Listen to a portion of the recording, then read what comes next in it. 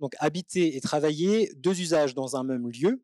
Et je vais essayer comme ça un peu de brosser, de vous donner quelques jalons pour essayer de mieux comprendre la thématique avant de passer la parole à mes confrères et à mes consoeurs. Donc déjà, si on regarde un peu la définition du travail, ensemble des activités par lesquelles l'être humain satisfait ses besoins et transforme la réalité. Donc ça, c'est Dico Philo qui le dit. Ce qui est intéressant, c'est que le travail, souvent, c'est synonyme de gagner sa vie. On l'oppose souvent aussi au jeu. On va voir tout à l'heure que le jeu peut parfois s'inviter aussi au travail, ce qui peut brouiller un peu les choses. En tout cas, ce qui est important, c'est qu'on a toujours un rapport culturel au travail. C'est-à-dire qu'en France, on travaille d'une manière et ailleurs, on travaille potentiellement différemment. C'est toujours aussi en lien avec son époque. C'est ce que je vais essayer de vous montrer par la suite. En fonction des différentes époques, des différents siècles, on a travaillé différemment avec une architecture qui a aussi beaucoup évolué. Et donc, c'est ça aussi le dernier point, c'est que c'est en évolution permanente. Donc, le travail est assez dur à saisir et on l'a vu dernièrement avec la pandémie qui a beaucoup changé nos modes de travailler. Et donc, un des premiers livres, en tout cas, qui était intéressant de notre point de vue à vous montrer, c'était une BD, donc la BD de Jean Covici et du dessinateur Blin, Le Monde sans fin, qui permet de donner un peu quelques jalons, encore une fois, là, sur la compréhension de l'évolution de nos sociétés, de la société française, et notamment au niveau de sa transformation liée au travail. Donc, en agriculture, en industrie et là en tertiaire. C'est-à-dire qu'on voit en 1850, on avait 9 millions d'agriculteurs en France. En 95, plus qu'1 million. Et pendant ce temps-là, on a vu l'industrie qui était à 2,5 millions en 1850 monter jusqu'à 8 millions en 1974 pour redescendre à 5,5 millions en 95. Et par contre, le tertiaire qui n'a pas arrêté d'augmenter, donc les activités liées au bureau. Et donc, on est passé de 10 millions en 1974 à 17 millions en 95 et peut-être encore plus aujourd'hui. Et donc, c'est cette évolution-là aussi qui est assez intéressante à voir et qu'on va essayer de travailler sur les quelques images qui viennent par la suite. Déjà, pour commencer un petit peu, est-ce qu'on habite et est-ce qu'on travaille au même endroit? Là, je voulais mettre en parallèle deux expériences sociales qui ont lieu donc, au 18e et au 19e, avec d'un côté, donc à gauche, la saline royale d'Arquesnan, où là, on avait vraiment cette production de sel qui était organisée et tout autour, avec le plan en demi-cercle, avec les habitations des ouvriers. Donc au moins, on travaillait, on habitait sur le même site. Et de l'autre côté, on est au familistère de Guise, Gaudin. Donc là, on est au 19e siècle. Et là, c'était une première expérience aussi où on regroupait vraiment dans ce palais social, c'est les termes en tout cas de l'architecte, qui voilà, voulait essayer de proposer un habitat digne justement pour des ouvriers dans un bâtiment concentrant tous les usages.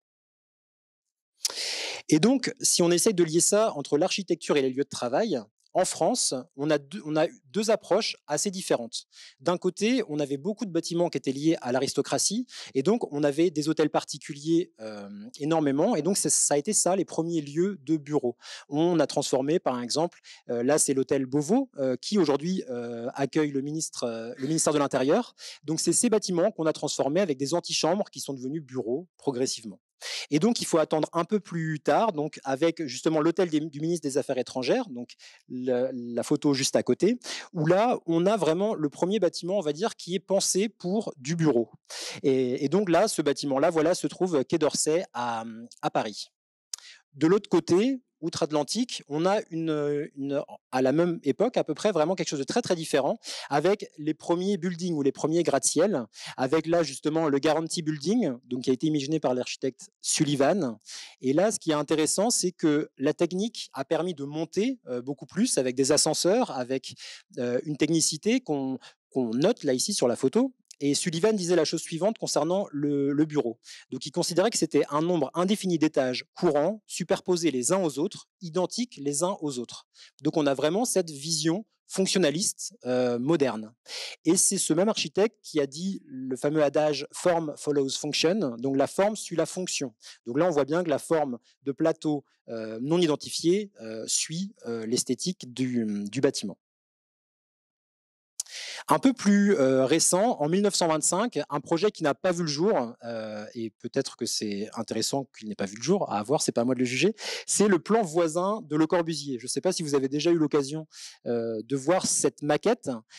Pour vous repérer, on a l'île de la Cité, qui est vraiment à droite de la photo, et c'était l'idée de concentrer vraiment toute l'administration tertiaire en lien avec des logements, et donc de pouvoir monter avec ces fameuses tours, des tours cruciformes. Et on a vraiment cette organisation, cette ségrégation spatiale qu'on avait l'habitude de voir dans tous les plans modernes avec l'avènement de la voiture. C'est ce qu'on voit sur la perspective juste à côté. Vraiment cette ère de l'automobile où on zonait, on sectorisait les activités. Et donc voilà. Et donc Le Corbusier disait des bureaux, donc de ces bureaux de travail, nous viendrait donc le sentiment de vigie dominant un monde en ordre. En fait, ces gratte-ciel recèlent le cerveau de la ville, le cerveau de tous les temps. Et donc, ce qui est intéressant, c'est qu'on voit toujours ces grandes tours de bureaux, on va le voir un petit peu après, qui restent un symbole toujours de pouvoir aussi. Et de l'autre côté, en Amérique, toujours, là, on a une première expérience pardon, assez intéressante en 1939 d'une architecture dite inspirante. Là, c'était vraiment la rencontre entre un porteur de projet, donc un industriel, Johnson, et un architecte. Le Johnson fils disait la chose suivante: tout le monde peut construire un édifice ordinaire. Je voulais construire le meilleur immeuble à bureau au monde. Et le seul moyen d'y arriver était d'embaucher le plus grand architecte au monde. Et donc pour ça, il a fait appel à Frank Lloyd Wright, donc qui a, lui, quand il a pensé ce projet, il disait qu'il souhaitait faire un lieu qui inspire le travail, tout comme les cathédrales inspirent le recueillement. Et donc là, c'est peut-être aussi la première fois qu'on voit vraiment un lien très étroit entre l'architecture et la qualité liée au travail. Donc ce projet-là est très connu aussi pour ces fameuses colonnes champignons, donc qui sont de 23 cm à la base et qui montrent à plus de 6 mètres de diamètre au plafond. Ce qui est également intéressant de noter, c'est que l'architecte, la Wright, a fait le mobilier aussi lui-même. Donc c'est une œuvre d'art totale, tout est travaillé avec un open space, en tout cas un travail en commun. Ensuite, après-guerre, donc on a l'époque des 30 glorieuses, et donc pour illustrer ça, on a souhaité mettre en avant un emblème nantais, donc la Tour Bretagne, qui vient clore un petit peu ces 30 glorieuses, avec justement le projet de Claude Devorzine, donc qui a commencé en 1971 et qui a été fini en 1976, donc c'est vraiment la fin des 30 glorieuses. Cette tour de 120 mètres de haut au toit, mais 144 à la flèche. Et là, on est vraiment dans cette logique, encore une fois, de la technicité, avec ces 8 ascenseurs qui montent et qui permettent l'accès à tous les étages, donc les 32 étages de la tour, et ces plateaux libres, où vraiment le travail s'organisait encore différemment. C'est vrai qu'avant, on passait d'un bureau seul à un travail en collectif. Et donc, c'est ça qu'exprime aussi cette tour, avec cette façade dite très tramée et de façade rideau. Ensuite, il me semblait important de faire le lien entre la technologie et l'espace de travail alloué à chaque salarié par quelques visuels. Vous voyez ici en bas à gauche 2 personnes qui travaillent un plan de grande dimension. Juste à côté, une grosse agence d'architecture où là, on grattait encore les plans, donc sur des grandes tables à dessin, avec vraiment cette notion d'espace disponible et de travail à la main.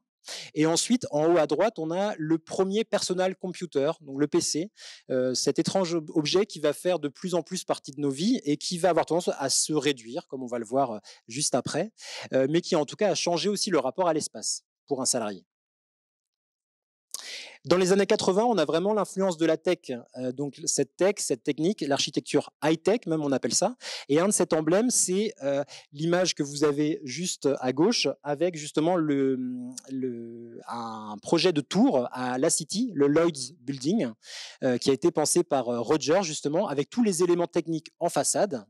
Et il me semblait intéressant de faire le parallèle avec le quartier de la Défense, donc encore une fois ce quartier de tours de bureaux à Paris, avec le projet de la Grande Arche, donc voilà, qui est au centre et qui prolonge la perspective historique de Paris, avec vraiment ce côté forcément capitaliste.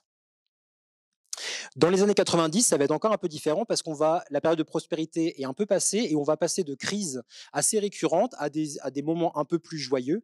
Et donc, le bâtiment de bureau souffre aussi un petit peu. Et donc, on a énormément de mètres carrés qui doivent être réhabilités. À l'image de cet exemple qui est assez intéressant, c'est un immeuble rue Boileau à Paris qui, d'un immeuble de bureau à gauche, va devenir du logement. C'est un projet de l'agence Lyon. Et là, on voit bien qu'il faut essayer de faire correspondre des trames qui ne sont pas forcément évidente pour du logement, avec des gains, avec des choses en plus à prévoir. Mais en tout cas, de plus en plus, dès les années 90, il faut penser cette réversibilité. Et ensuite, dans les années 90, on a un projet assez novateur qui est proposé donc par Jean Nouvel pour un publicitaire qui, lui aussi, un peu comme Johnson à l'époque en Amérique, souhaitait le bien-être de ses salariés et il associait productivité et architecture de manière assez importante. Et donc, ce projet-là s'appelle le vaisseau, et il est situé à Issy-les-Moulineaux. Et là, on organise l'espace de travail autour d'un grand atrium entièrement baigné de lumière, avec aussi là un travail de mobilier, c'est-à-dire que Jean Nouvel, l'architecte, propose ces grands canapés rouges pour se retrouver. Et donc, dans cet exemple-là, on voit vraiment cette notion aussi de faire ensemble, du collectif au profit du travail. Et plus proche de nous, dans les années 2000, Google est né en 1998.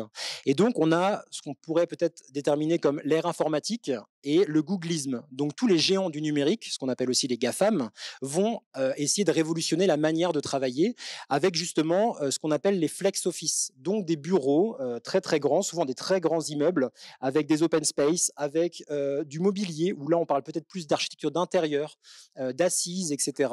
Là, vous apercevez aussi un toboggan qui permet de passer d'un étage à l'autre. Bref, on arrive dans cette architecture plutôt liée au jeu. Et c'est là où, par rapport à mon introduction, quand on opposait travail et jeu, là, on vient flouter un petit peu ce rapport au travail.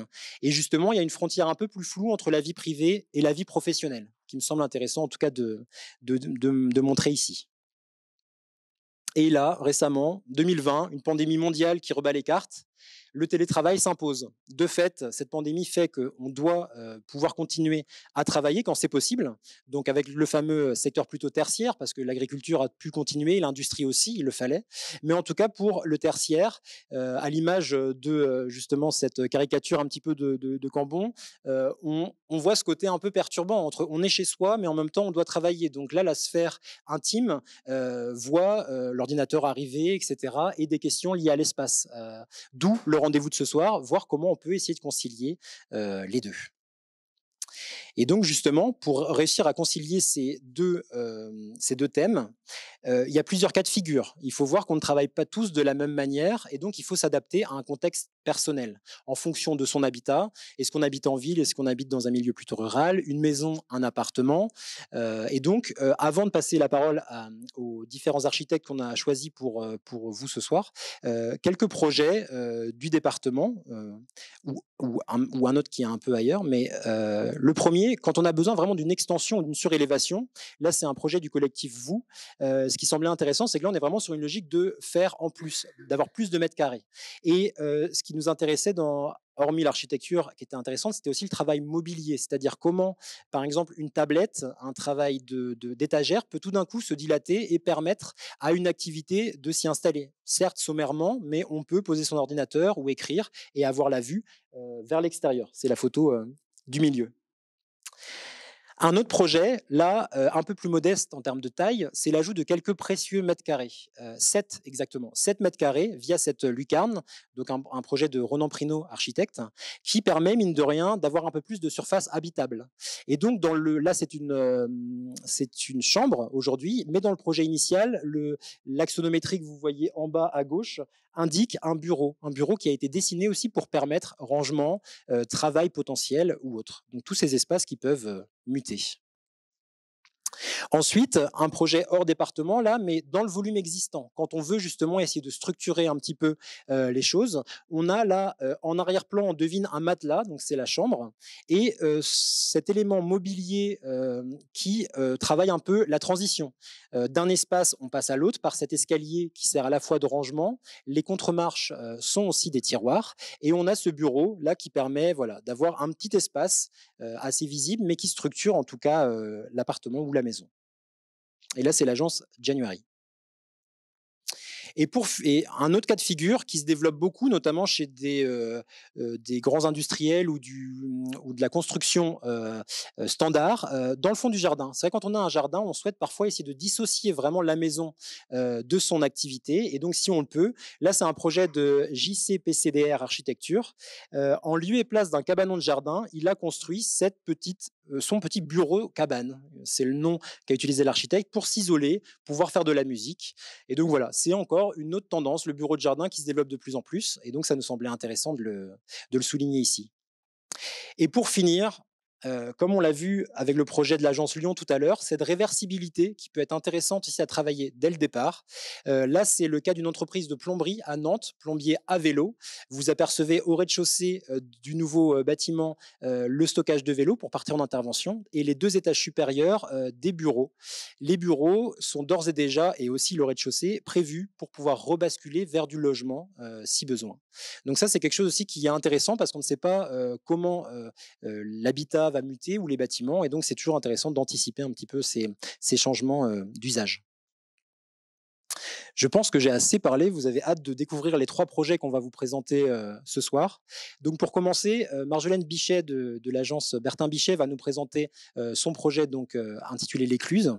Ensuite, Benjamin Avignon, un projet entre deux qui est aussi assez intéressant au niveau de la frontière assez floue entre le public et le privé. Et pour finir, le projet Mezzanich avec donc Pierre-Yves Guérin et Anne Bourbon du collectif Grou. Donc, je vais passer la parole tout de suite à Marjolaine Bichet.